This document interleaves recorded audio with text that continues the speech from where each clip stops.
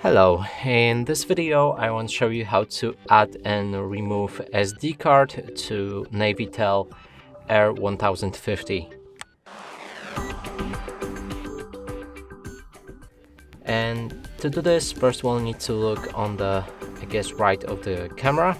There's a slot for it right here. You can use something thin to open it.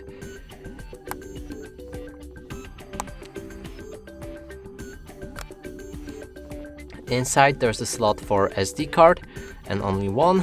Now you take a card and simply put it like this and then push it in with your fingernail. It should click, and that means we successfully inserted SD card.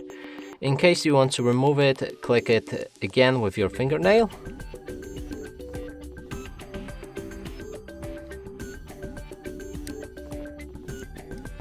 And then take it out. And that's it for this video. Hope you like it. Please consider subscribing to our channel, leave a like and a comment below.